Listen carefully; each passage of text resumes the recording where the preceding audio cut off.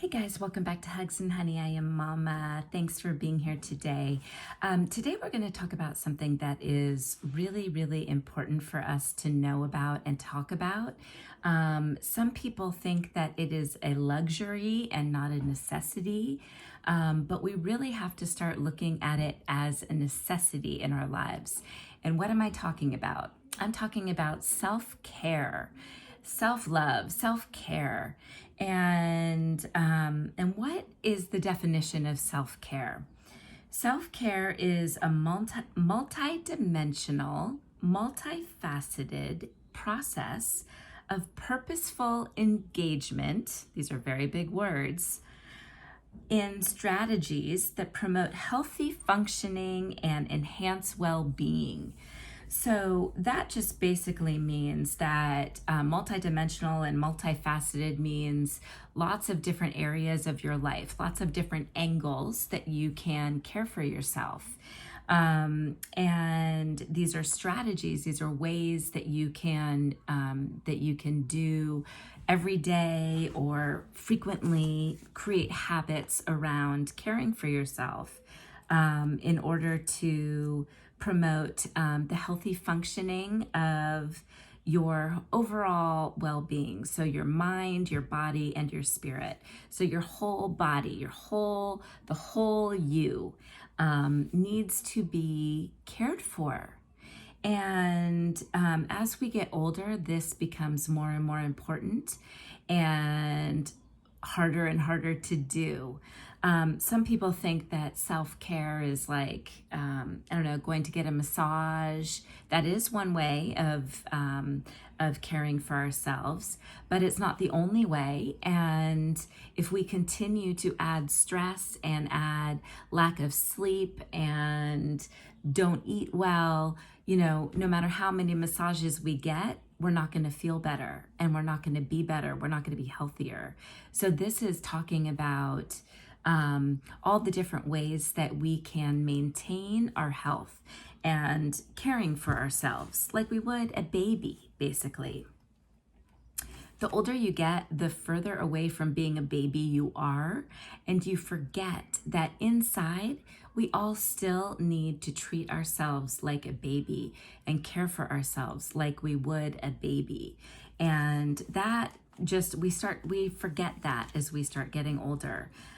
So I just would love to talk to you about it early on so that you guys can start to make this a priority in your lives and something that you create as a habit so that you can carry it forward for the rest of your life. So you guys can be healthy, high-functioning humans forever, for your whole lives, which would be awesome. And then you'll be a good example to everyone else and to your kids and to your kids. Someday you guys will probably have kids, but to your friends, to your parents, to all sorts of people you will be an example for just by the mere fact that you're caring for yourself. Okay, so I'm just going to go through quickly a little list of the different areas, the different dimensions that we can care for ourselves. And so our physical selves. So how often do we exercise? Are we getting enough sleep? Sleep, I think, might be, besides eating well, sleep might be the number one thing that that influences and impacts our health and well-being. When we sleep, we are irritable. When we don't sleep, we are irritable. We don't retain information as well. We don't learn as well. We don't perform as well. We don't have, like, our muscles and our brain isn't functioning as quickly and as a well-rested brain would function more quickly and more accurately and more efficiently than if you're tired. So please do not underestimate sleep, and please go to bed when your parents tell you to go to bed, because they really do know best, and sleep is so important.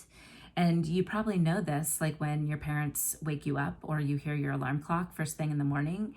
I think the one thing that you want to do is what? Go back to sleep. So don't forget how important sleep is, okay? and also the food that you eat, the diet that you have. Make sure that you're eating healthy fruits and vegetables and whole grains and whole foods, and not a bunch of processed foods that you buy at the 7-Eleven or the corner store down the street. Okay, you need to find other foods that nourish you and help your body. You'll grow taller, you'll grow better, you'll be smarter, and you'll sleep better. Okay. And then make sure that you are exercising. So just find your favorite sport, or take a walk, take your dog for a walk every day, or do some yoga. Just make sure that you are taking care of yourself physically too. The second category is socialization. So that means like being social. So making sure that you have time with your friends, that you get playtime, that you get fun time, that you get to connect with people that you love and people that you care about. So let's make sure that you are nurturing your friendships, that you're getting some face-to-face time, even if it's with a mask on, or maybe you spread out a blanket and you each sit on, opposite sides of the blanket, and you can talk and you can see each other's faces and you're in each other's physical presence. And it's really exciting and very important. And also to nurture the relationships with your family, your parents, your siblings. Make sure you're not forgetting about them too, okay? Because they will help you feel better too, just by nurturing that relationship. So another area, a category of our lives, is our mental area. So we talked about this a while back, about our inputs and what we're thinking about, what we're watching, what we're listening to, what we're reading.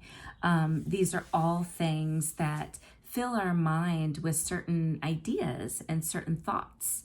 And so we have to be really, really careful about what we're choosing and selecting to be the things that we're feeding ourselves in our brains. So let's just make sure that we, are being really careful about that.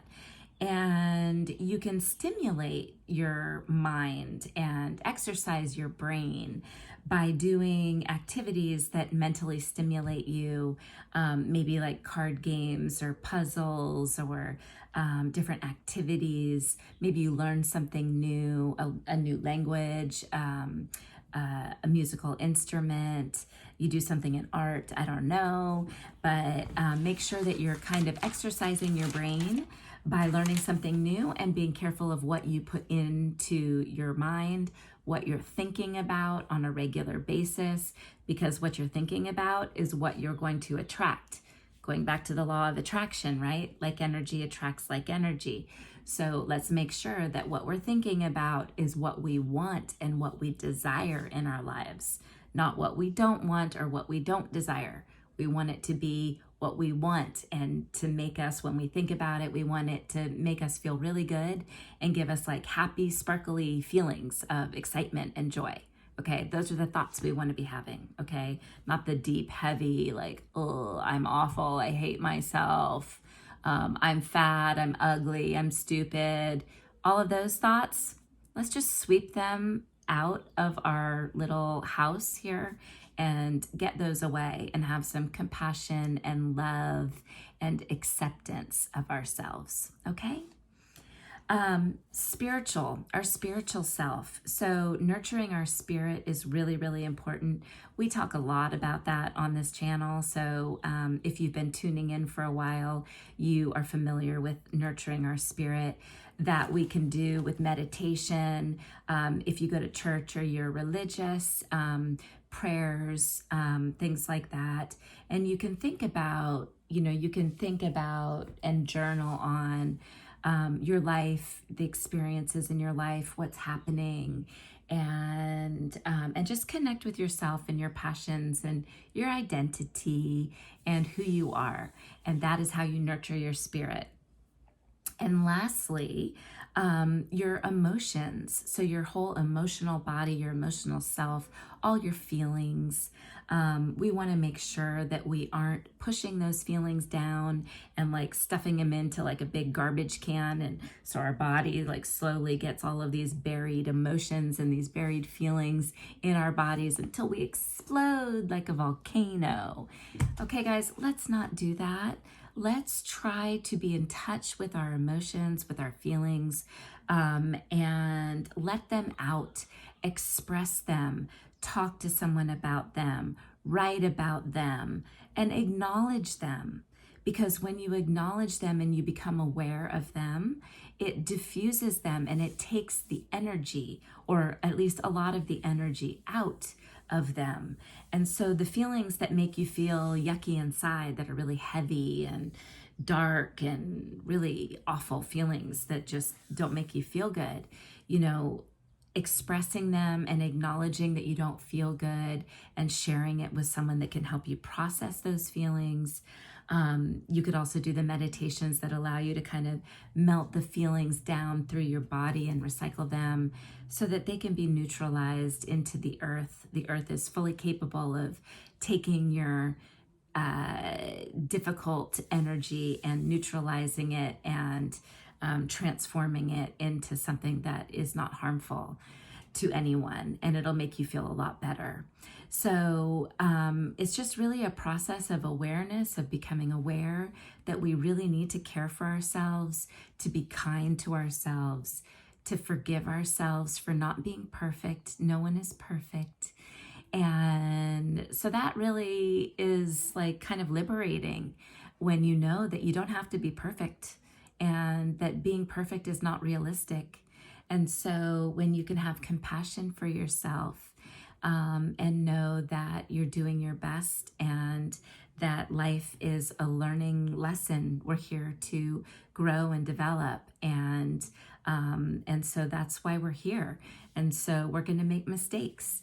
And so having compassion for ourselves, forgiving ourselves, acknowledging ourselves, and accepting ourselves will really help us emotionally, mentally, spiritually, physically, socially, and in every way. And so I hope that helps you guys make a plan for yourself to regularly address each individual category of your life so that you don't have any gaps, you're not missing anything, you're always focused on your whole body, your whole spirit, your whole mind, and all the things that make you healthy, happy, and feel good. Okay? I see you, I hear you, I'm here for you, and I love you. And I'll see you tomorrow. Bye.